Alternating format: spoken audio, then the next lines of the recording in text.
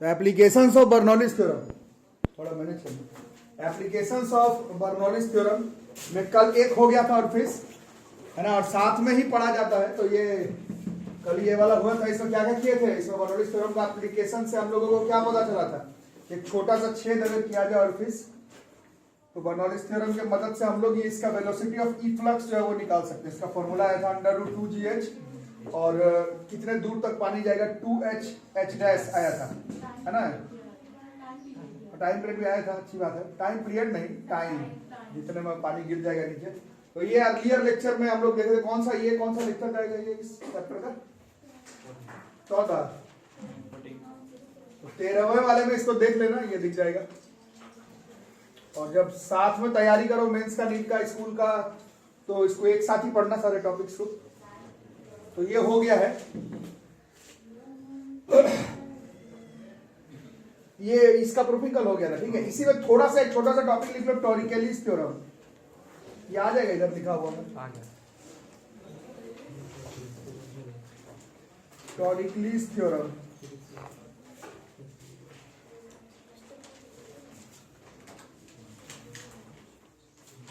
लिखवा नहीं रहा हूं, समझा देता हूं, ठीक है। टॉरिकेलिस थ्योरम क्योंकि बहुत अंदर सब डिवीजन चला गया है।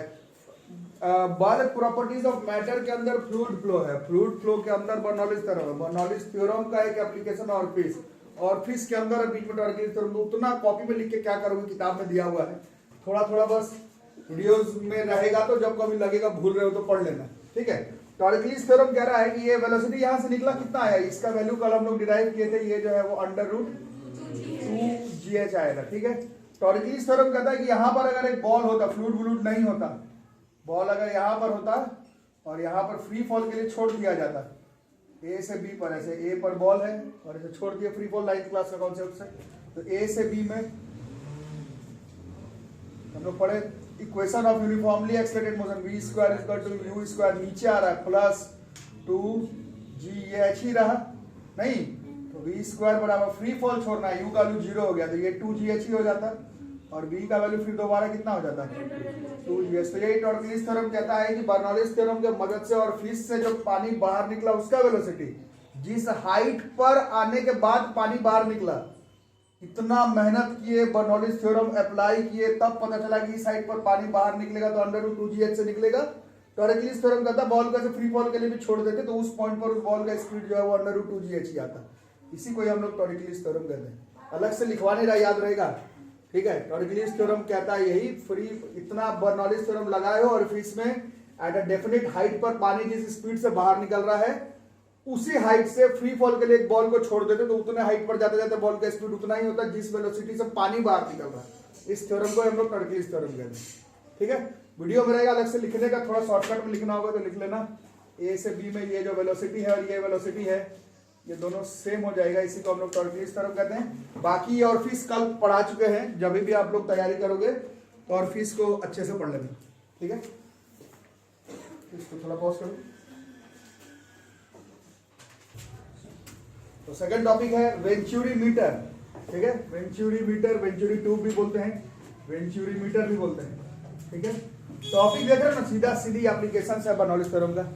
लिखना पड़ेगा, अगर थोड़ा बहुत डेफिनेशन स्कूल में आता है लिखने के लिए। वेंचुरी मीटर क्या है, ये एक डिवाइस है which is used to measure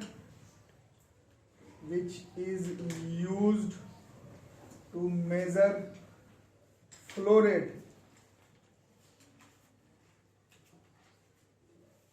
of a fluid, of a liquid का फ्लो रेट मतलब A into V, Q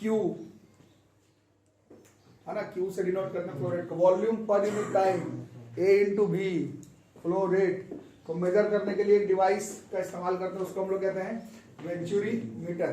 देख रहे हो ये अरेंजमेंट है, अरेंजमेंट देख रहे हो कैसा है, ये क्या है, इधर से मुंह इसका क्या है, वाइड है, फिर बीच में आता है कॉन्स्ट्रिक्शन, इसका जो गला है नेक वो पतला होता है, और फिर पतला होते होते होते फिर से इसको हम लोग साइड में मोटा कर देते हैं। यहां से फ्लूइड फ्लो कर रहा है और हमें इस फ्लूइड फ्लो का क्या कैलकुलेट करना है, फ्लूइड फ्लो का रेट ऑफ फ्लो, मतलब flow rate A into B, Q जो भी बोलते हो वो flow rate, volume per unit time वो कैलकुलेट करना है, फ्लो का रेट कितना है इस फ्लूइड का, ठीक है। तो इसमें हम लोग डायरेक्ट बर्नौलीज थ्योरम का इस्तेमाल करते हैं।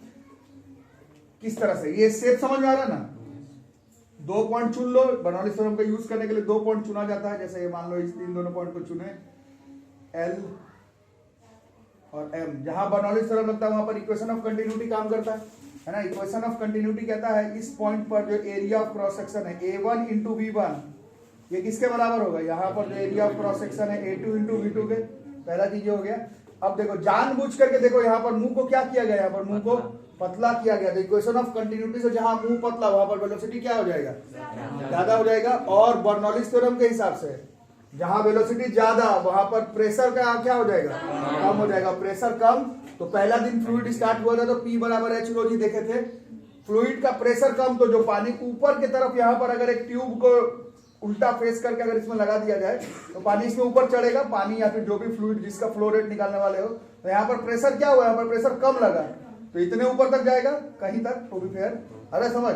और यहाँ पर जहां से स्टार्ट ए पॉइंट जहां पर लिए थे वहां पर ट्यूब को लगाएंगे तो उसमें पानी ज्यादा ऊपर तक जाएगा क्योंकि यहाँ पर प्रेशर ज्यादा है। क्लियर हो गई बात, कोई डाउट इसमें?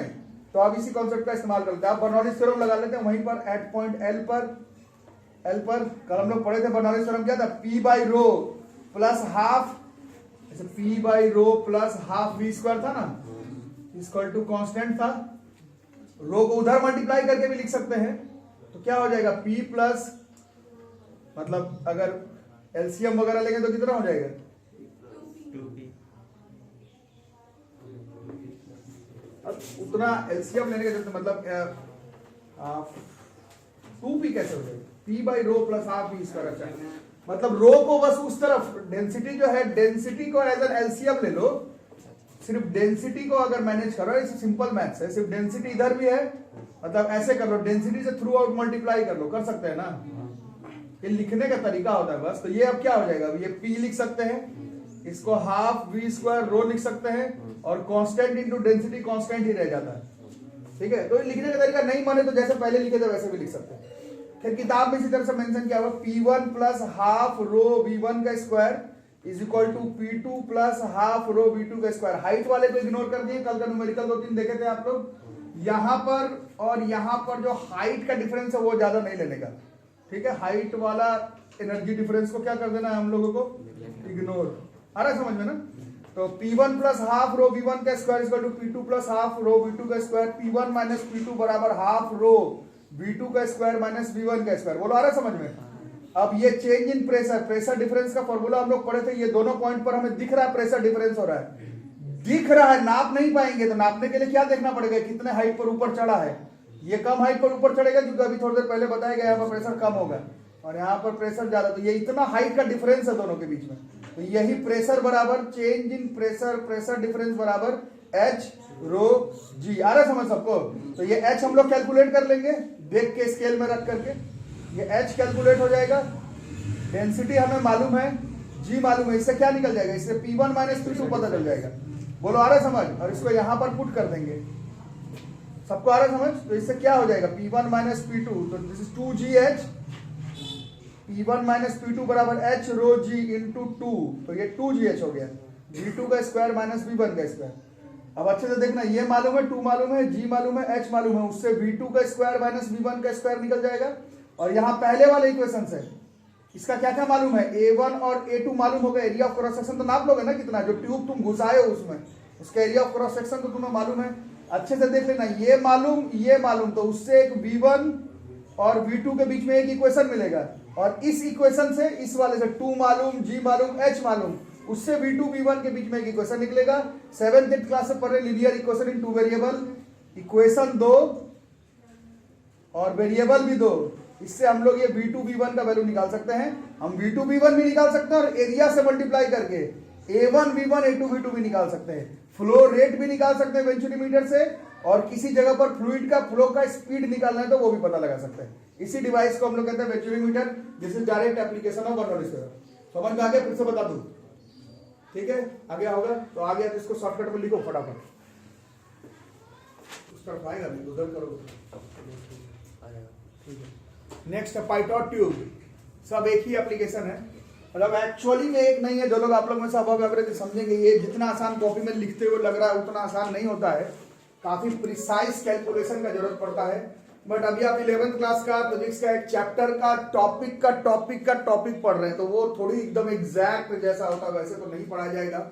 अभी आपको मैथमेटिकल एप्लीकेशन, बर्नौलीज थ्योरम कहाँ यूज हो रहा है, बस उस हिसाब से एक फॉर्मूला सेटअप हो गया, न्यूमेरिकल बन जाए, थोड़ा मीनिंग समझ जाए, उस हिसाब से पढ़ना है। ठीक है, पास्कल्स लॉ का एप्लीकेशन में आप लोग 2 मिनट में हाइड्रोलिक लिफ्ट पढ़ लिया, हाइड्रोलिक ब्रेक पढ़ लिया, बट उतना आसान थोड़ी है, वो सब काफी सेटअप करना पड़ता है ना।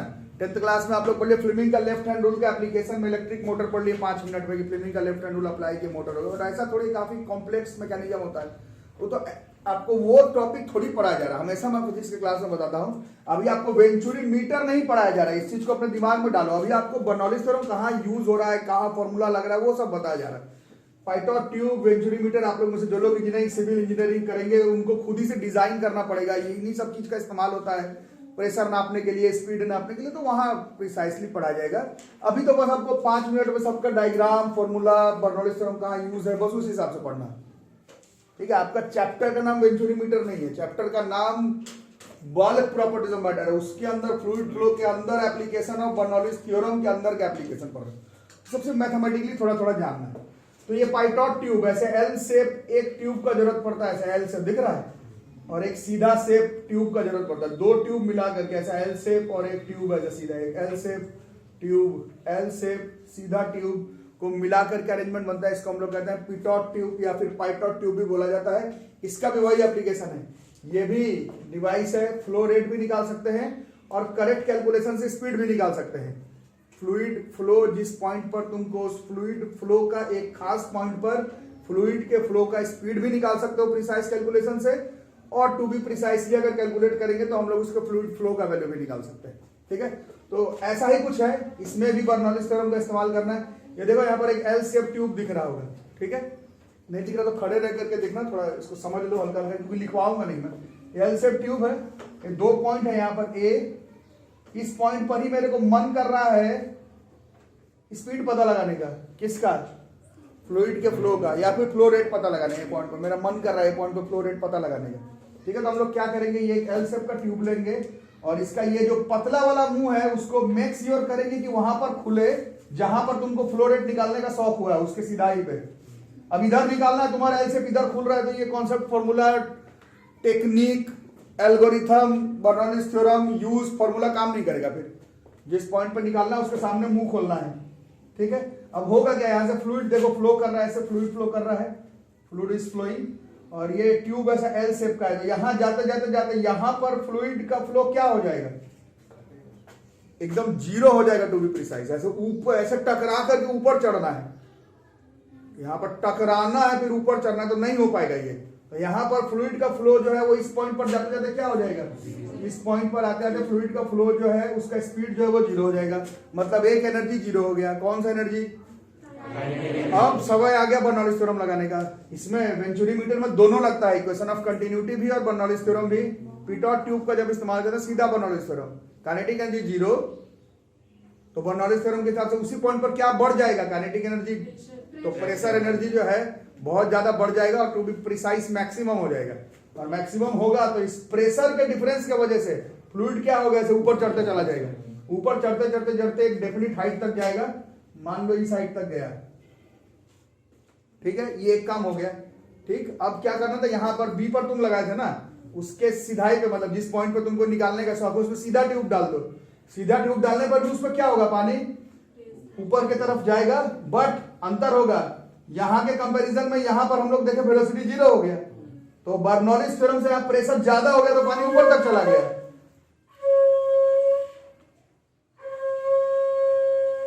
इस पॉइंट पर वेलोसिटी इसके कंपैरिजन में क्या था, ज्यादा, तो बर्नौलीज थ्योरम के हिसाब से प्रेशर क्या है, कम है, तो प्रेशर कम है तो पानी ऊपर तक चढ़ेगा नहीं नीचे तक चढ़ेगा, तो मान लो यहां तक चढ़ा, यहां तक, तो ये दोनों के बीच का जो गैप हो गया उसको हाइट ले लिए h। ठीक है, ये हमारा पहला उपाय। इसके बाद सीधा सीधी ए पॉइंट पर और बी पॉइंट पर बर्नौलीज थ्योरम लगाने वाले, बी पर नहीं, एक्चुअली में बी पॉइंट यहां पर है टू बी प्रिसाइज। अरे समझ, ये बी पॉइंट, यहां पर बर्नौलीज थ्योरम लगा देंगे, कैसा होगा, इस पॉइंट पर P by rho plus half V square, देख ही रहो हाइट सेम है यहां पर, तो हाइट वाला कॉन्सेप्ट है नहीं, P by rho plus half V square, और बी पॉइंट पर क्या होगा, P2 PB by rho plus यहां पर स्पीड क्या हो जा रहा था पानी का, आ रहा सबको समझ में, अब इधर उधर क्रॉस मल्टीप्लाई कर लोगे तो पीबी माइनस पीए बराबर हो रहा है हाफ रो वी का स्क्वायर। बोलो कोई दिक्कत? और ये पीबी माइनस पी अभी पिछले वाले में भी देखे, उसके पिछले वाले में भी देखे, ये प्रेशर का डिफरेंस जो है वो एच रो जी से निकल जाएगा।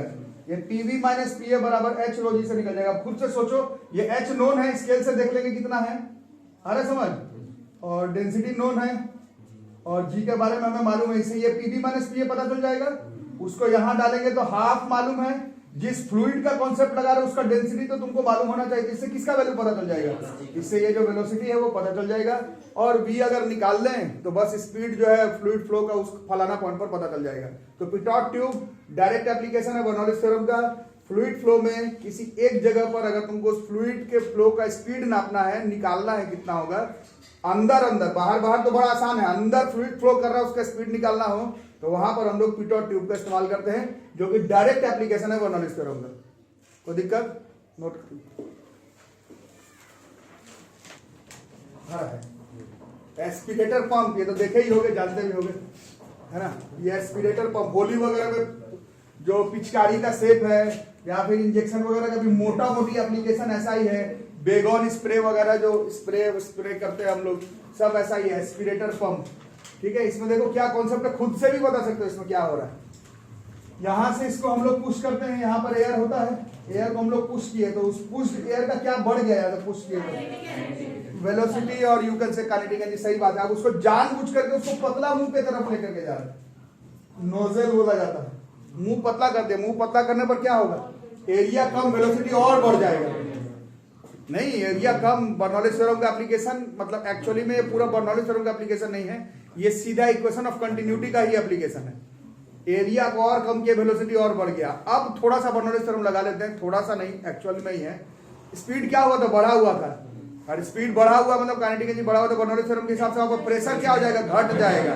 तो यहाँ पर घटा हुआ प्रेशर है, यहाँ पर प्रेशर कम है, प्रेशर कम है, और नीचे जो फ्लूइड है वो एटमॉस्फेरिक प्रेशर पर होता है, मोटा मोटी, और यहाँ पर प्रेशर कम हो गया, तो प्रेशर डिफरेंस की वजह से क्या होगा, यहाँ पर भी एक अपलिफ्ट होगा, इससे ये फ्लूइड जो है वो खींच करके यहाँ चला जाएगा, फिर इसके नोजल से हम लोग इसको जो है वो फ्लो कर सकते हैं, स्प्रे कर सकते हैं। दिस इज एस्पिरेटर पंप, इसका इस्तेमाल कई जगह पर किया जाता है। इसको, इसमें कोई मैथमेटिकल अलग से ऐसा कोई डिराइव वगैरह नहीं है, ये लिखना समझना ही है, समझ गया ना ठीक से। तो ये सीधा एप्लीकेशन है बर्नौलीज थ्योरम का। इसको छोड़ करके फ्यू एप्लीकेशंस खुद से पढ़ो।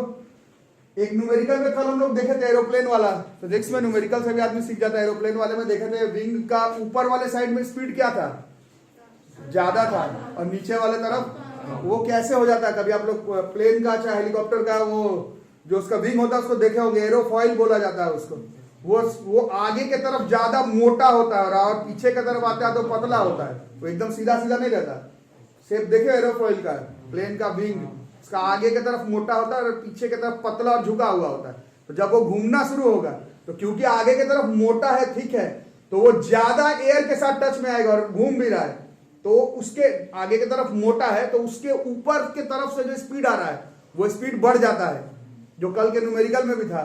और नीचे का तरफ जो है वो पतला कर्व होता है तो वहां पर स्पीड का वैल्यू जो है वो घट जाता है। और सीधा बर्नौलीज थ्योरम लगेगा, ऊपर स्पीड ज्यादा तो वहां पर प्रेशर कम, और नीचे जो है स्पीड कम तो प्रेशर ज्यादा। प्रेशर डिफरेंस की वजह से अपलिफ्ट होगा, और वो अपलिफ्ट जो है प्लेन हो गया चाहे हेलीकॉप्टर हो गया, उसको ऊपर के तरफ वेट को बैलेंस करता हुआ एक एक्स्ट्रा अपलिफ्ट प्रोवाइड करता है। मशीन तो है ही जिससे कि हम लोग प्लेन को उड़ा रहे हैं, बट ये एक्स्ट्रा साइंस अगर मदद कर रहा है तो क्यों ना ले लिया जाए। तो इस कॉन्सेप्ट का इस्तेमाल किया जाता है।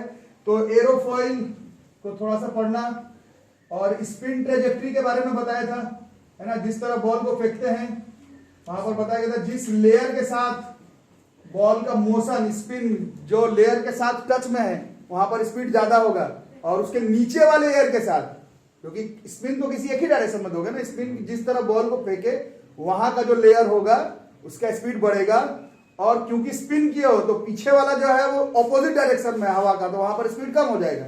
तो फिर ये हवा का स्पीड का डिफरेंस का क्या क्रिएट हो जाएगा, फिर प्रेशर का डिफरेंस क्रिएट हो जाएगा। प्रेशर का डिफरेंस मतलब वहां पर फोर्स लगेगा। यहाँ पर बिल्कुल ऐसा ऊपर उठाना नहीं है, घुमाना है, बॉल को फेंक करके उसको ऊपर नहीं उठाते, है ना, बट वो स्पिन ट्रेजेक्ट्री जो है प्लेन अपना चेंज करता है, एक्स्ट्रा प्रेशर डिफरेंस क्रिएट हो जाने की वजह से ट्रेजेक्ट्री के बॉल में चेंजेस आता है। टप्पा खाने के बाद का बात नहीं हो रहा, हवा में जो ड्रिफ्ट हो रहा है। आप लोग बोलोगे फास्ट बॉलर वाले में होता है क्या, तो हो ही सकता है, बट हर किताब में स्पिन ट्रेजेक्ट्री दिया हुआ है। ये स्पिन का कॉन्सेप्ट है, सीम में होता ही होगा ये, बट नहीं दिया हुआ किताब में। तो ये सब थोड़ा सा अपने से भी पढ़ो। स्पिन इसमें कोई फॉर्मूला इन्वॉल्व नहीं है तो खुद से पढ़ना होगा। एरोफॉइल में कोई फॉर्मूला इन्वॉल्व नहीं है इस पर, लेकिन कल एक न्यूमेरिकल पढ़े थे, उसमें साफ पता चल रहा था कितना का अपलिफ्ट मिलता है, वेट को बैलेंस करता है। न्यूमेरिकल भी तो एप्लीकेशन ही है फिजिक्स का। तो इसको और इसको, ये तीनों में थ्योरेटिकल, इसमें कोई फॉर्मूला इन्वॉल्व नहीं है, इन तीनों में फॉर्मूला भी इन्वॉल्व है। इसको देख लो, ये सब हो गया एप्लीकेशंस ऑफ बर्नौलीज थ्योरम। ठीक है, तो बर्नौलीज थ्योरम के लिए क्या क्या करना पड़ेगा? स्ट्रीमलाइन फ्लो, रेनॉल्ड्स नंबर और इक्वेशन ऑफ कंटिन्यूटी को पहले सेटअप करना पड़ेगा, फिर उसका डायरेक्ट एप्लीकेशन में प्रूफिंग देखना पड़ेगा बर्नौलीज थ्योरम का, कब, क्या, क्यों, किस लिए, और फिर उसका application plus numericals Bernoulli's theorem का आपको क्लियर होना चाहिए। ठीक है, बर्नौलीज थ्योरम का top topic of physics of class 11, इसको हमें पढ़ना है। ठीक है, ग्रेट।